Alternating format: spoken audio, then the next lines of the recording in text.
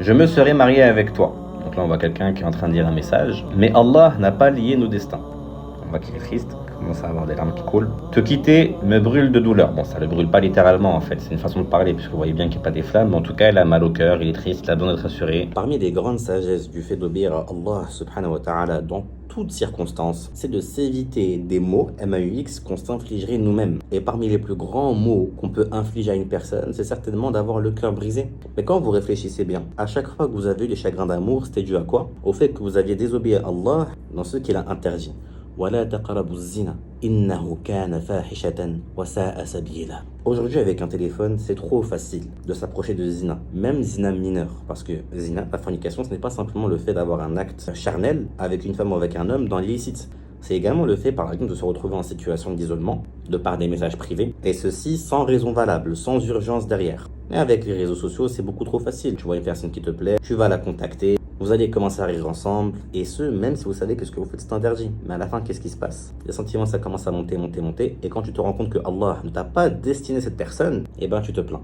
Ou alors tu vas faire salat istikhara pour faire des doigts à Allah, pour lui dire oui, si cette personne-là c'est un bien pour moi, alors destine-la moi. Mais à la place de dire si c'est un mal pour moi, alors écarte-moi d'elle, parce que c'est ça que la doua demande de faire. Toi, tu vas dire quoi?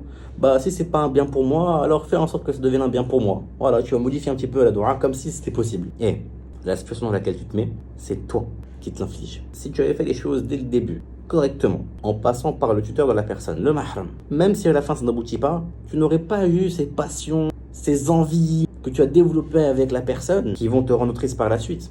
Tu aurais simplement accepté, tu serais passé à autre chose. Et quand vous regardez un petit peu sur les réseaux sociaux aujourd'hui, les calamités qu'on a auprès de beaucoup de sœurs qui vont vous dire que les hommes, ils veulent le paradis pour les houris, ou vous donner des conseils pour avoir des bons standards pour les hommes, alors qu'elle-même derrière se marie avec certains hommes qui ont joué dans des films à caractère pervers entre enfants de Sodome, on voyait très bien à qui je fais référence, eh bien vous remarquez que ces figures aujourd'hui qui sont sur les réseaux, et ces gens qui vont venir approuver ces discours qui sont totalement contraires à notre religion, c'est des gens qui ont eu le cœur brisé, parce qu'ils ont suivi des chemins qui de base étaient complètement interdits. Ils ont fait des causes qu'il n'y avait pas à faire, ils ont fait des causes dans le haram. Et de par leur frustration, parce qu'ils ne veulent pas être les seuls à être dans ces situations de tristesse, eh bien, ils veulent emmener un maximum de personnes avec eux, histoire de se rassurer un petit peu dans le déni qu'ils ont longuement forgé.